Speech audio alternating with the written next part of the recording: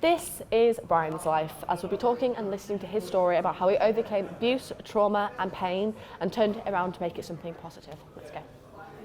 Trigger warning, there are topics of suicide, mental health and abuse.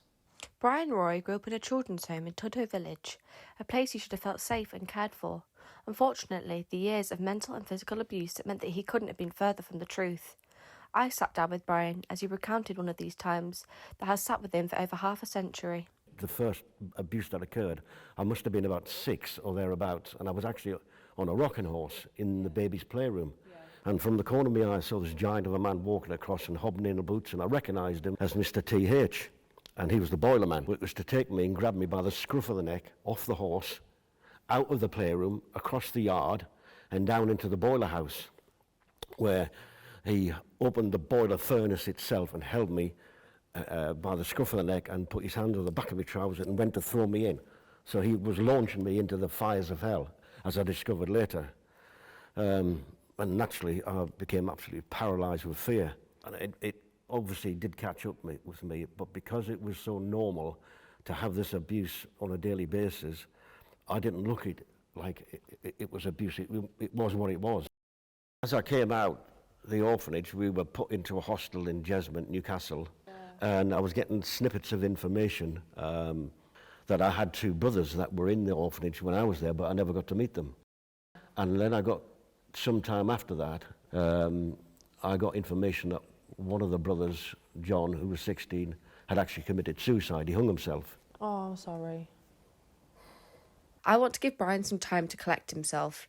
Recounting these stories still just as hard today. Brian wanted to carry on and continue telling his story. After I left Osborne Road, I was fostered out 5 times in 1 year, and I couldn't handle any of it. And so on this particular fostering I was with, they were very nice people. One day, the lad I was sharing the room with took me to a dance hall.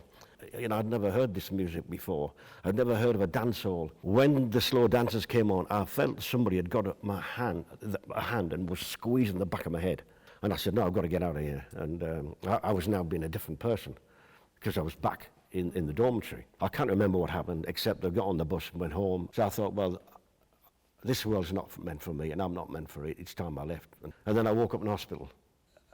As time went on, you know, I had issues. People saw it all. Yeah, I was beginning to understand that there was something quite different about me in my life. And I had a lot of opportunities thanks to the British Army. It is an organisation of opportunities, and the things I got up to, climbing, canoeing, but it didn't help in so much as I wasn't dealing with it because I wasn't talking to anybody about it. Same with combat stress. I didn't realise I had PTSD. What was the turning point, though, that made you want to help yourself and other people? Over a period of time, when I was first admitted into Catterick psychiatric department, they realised that this problem I had was bigger than it seemed when I first went in, because I developed a hell of a stutter.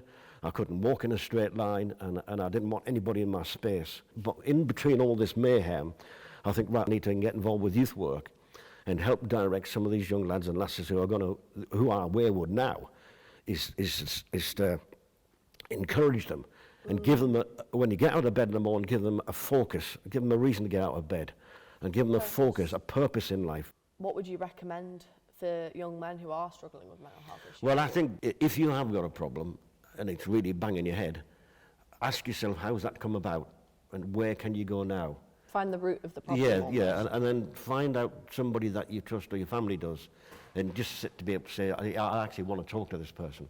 Brian now attends a group to share his stories alongside others who attended the home or has similar upbringings. His goal is to help others and raise awareness. With Brian's permission, we asked psychology student Morgan Hughes to listen to some of Brian's story and give their opinion on some issues, while also giving some advice on what to look out for loved ones who may be having trouble. After watching that video with Brian, I can understand he's had quite a hard life, and that has had a severe impact on him, unfortunately.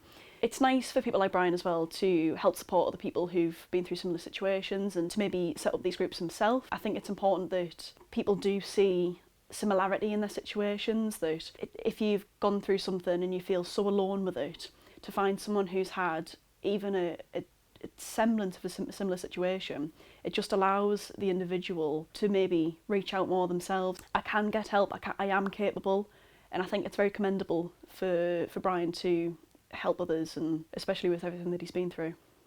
So if you believe someone is suffering with depression, there's a few key characteristics that you can look out for. It's typically categorised by a low mood, an inability to get out of bed. Sometimes they'll struggle with basic daily tasks, so brushing their teeth, brushing their hair, showering, eating. It can, in most cases, look like someone's just being lazy, but it is so vital and important that we don't just brush it off as that we actually take the time to acknowledge these individuals, ask if they're okay, ask if they need any support.